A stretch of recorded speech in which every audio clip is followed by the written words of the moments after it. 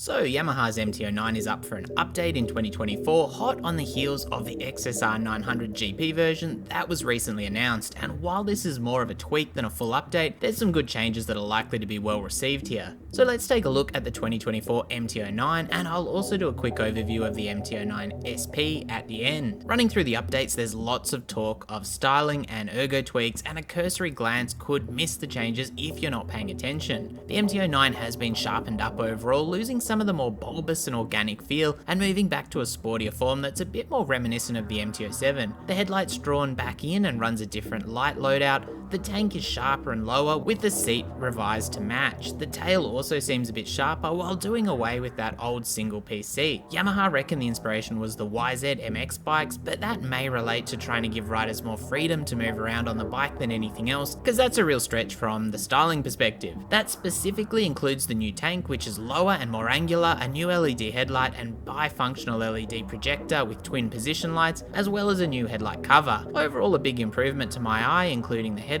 although that particular feature will hopefully continue to evolve. Even the taillights are updated with new outer lens shapes, mixing red and smoked lens finishes. Those ergo changes, helped by the new tank and seat, mean the handlebars have been brought lower and offer two positions, which Yamaha tell us retain the sporty forward lean alongside increased steering angle. Footrests also move just a smidge over 30mm or a bit over an inch back, and 9.5mm higher, which is about 3/8 of an inch. There's 2 points of adjustability there too. That two-piece seat has the rider lower, it seems, compared to the bike's center of gravity anyway, but I don't have a full specification loadout, and I'd have thought a lower seat height would be noteworthy if changed. In contrast, the pillion is higher with a more sports bike-like rear, and their foot pegs are also redesigned under the frame as far as the carriers. There's a USB-C under the seat as well. Other little changes are made to the rear brake pedal, now forged aluminium with a flatter shift pedal too for easier downshifts. Then we'll see a Brembo radial master cylinder, which should give better feel, with the clutch lever also tweaked. Bridgestone S23 tyres will be the standard fitment, which is a nice standard piece of rubber. The fully adjustable KYB 41mm forks remain with revised settings, and the adjustable KYB shock, preload and rebound only, is modified. Yamaha telling us there's more dynamic cornering feel, and both ends are matched to those new tyres, so no huge changes there really. The 5-inch TFT display is new, nicely integrated under and in front of the bars,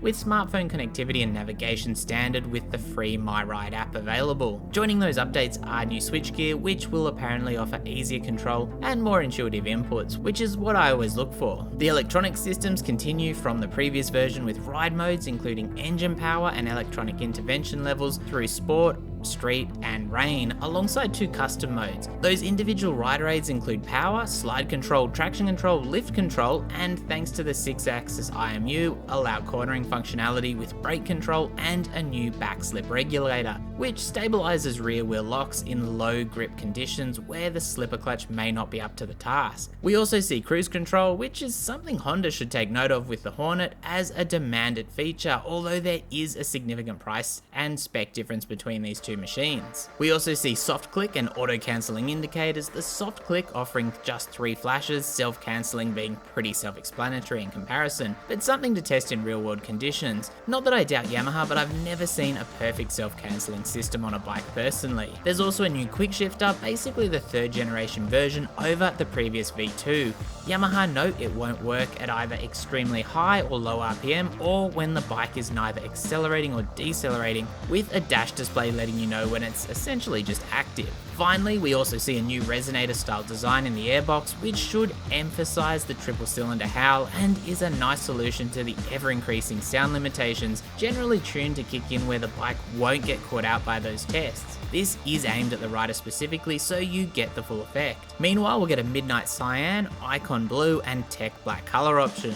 Now your up-spec option is the MT-09 SP, which ramps up the loadout with a new fully adjustable OLED shock, including remote preload adjustment and compression damping, alongside the gold KYB fully adjustable DLC forks with further refined settings. We'll also see some tasty new Brembo Stylema calipers run on the front end, adding a further point of difference to the standard MT-09. The electronics also get a look in with a track mode, which allows 4 extra patterns or customizations to suit specific track scenarios, alongside a special track display mode.